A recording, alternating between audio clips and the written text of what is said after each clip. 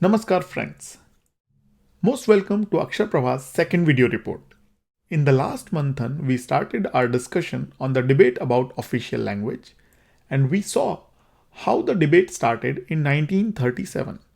At the epicenter of the debate was the elected government of Madras Presidency and its 8th Chief Minister Chakravarti Rajgopalachari. His well-meaning initiative for people's welfare took a political turn, and the vicious political environment turned it into an anti-Hindi movement. Some people went so far as to calling it a conspiracy by people of North India, which is totally not correct. We also read through a short speech of Rajaji from 1948 where he shared his thoughts about Hindi's role as a uniting factor. He had compared all languages as flowers in a garden. He wanted everyone to be vigilant about their mother tongue. However, how can Hindi help connect maximum people of the country? This was his thought. A native Tamil speaker and a Tamil politician. Moving forward, today we are going to share thoughts of Dr. B.R. Ambedkar on this issue. He was an expert jurist, economist, politician, and social reformer. About 11 months before his death in 1956, he had written a book on this very debate of official language. We will also read out some excerpts from this book, but before that, here is a brief introduction. Dr. Ambedkar's full name was Bhimrao Ramji Ambedkar. He was a native Marathi speaker, but is believed to be fluent in more than 9 languages. Throughout his life, he worked tirelessly for the upliftment of backward communities of the society. People used to affectionately call him Baba Saheb. Baba Saheb was born on April 14, 1891, in a cantonment named Mahu near Indore, Madhya Pradesh.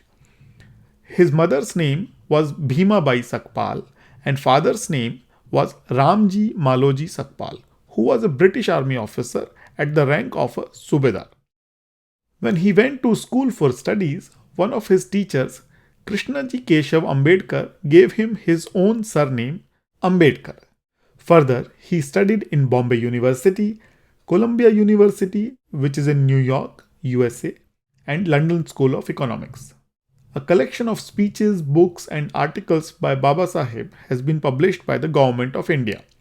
This 17-volume collection is published in 20 books and is readily available on the official website of the Ministry of External Affairs of Government of India. A link is also given below in the video description. Although he is most remembered for 2 things. First is his contribution in the making of the Indian Constitution. And second, his persistent fight against the social evils of untouchability and birth-based social hierarchies or caste system. The temporary provision of reservation in Indian Constitution was also his contribution. However, his contribution on a variety of other issues are also very important and relevant even today. For example, he rejected Aryan invasion theory and pointed out many flaws in it. And this theory was later found to be inaccurate. He was a vocal critic of the triple talaq practice, which was banned just last year. He was a strong supporter of the Uniform Civil Code, which might finally be implemented in some time to come. He also opposed the tradition of burqa for women, a tradition against which the society seems to lack a will to fight even today. If you seek inspiration to do so, read the first 7-8 pages of the chapter 10 of this book, which he wrote in 1940. In this book, written 80 years ago, he paints a touching and vivid picture of the physical and mental torture that Muslim women have to go through because of burqa. You will also find some shocking facts about untouchability and birth-based social hierarchies or caste system in Muslim communities here. This book is also available on the official website of the Ministry of External Affairs of Government of India. A link is also given below in the video description. So now, let's talk about his views on the official language debate. About a year before his demise, he wrote a book on this topic. He elaborates his thought process in this book as he criticizes the recommendations by the State Reorganization Committee. Let's read an excerpt from this book titled Thoughts on Linguistic States. This excerpt is from the 3rd chapter.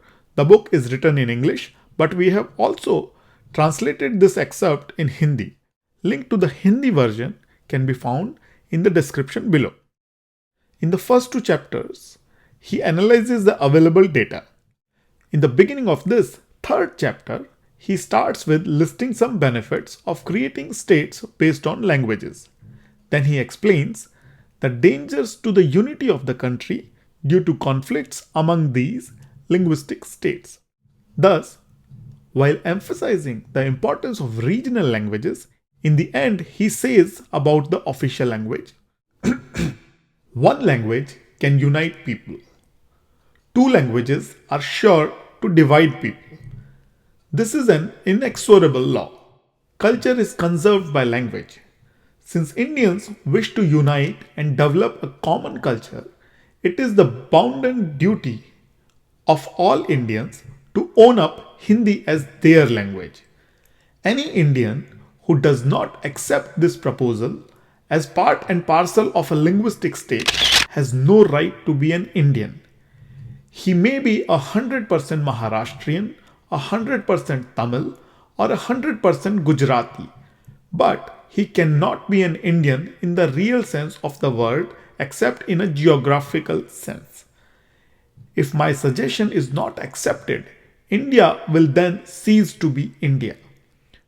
It will be a collection of different nationalities engaged in rivalries and wars against one another. In the end, he says, I can do no more than to suggest a way out. It is for Indians to consider it. So as we see that when Baba Saheb talked about the idea of using one language as the official language, his underlying thought was the unity of the country.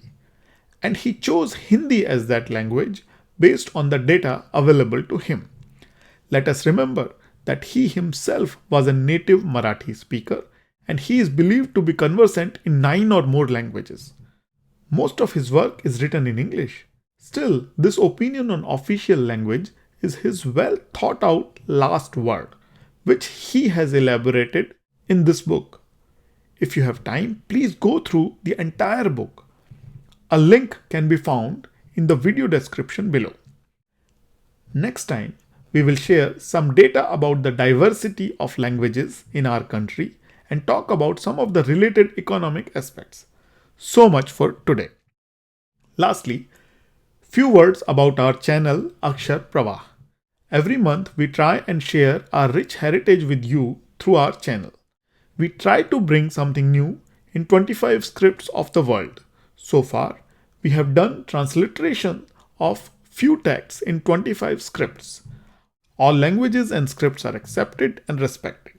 You can read through in your favorite script or listen or chant along. If you like this effort, please remember to like, share and subscribe.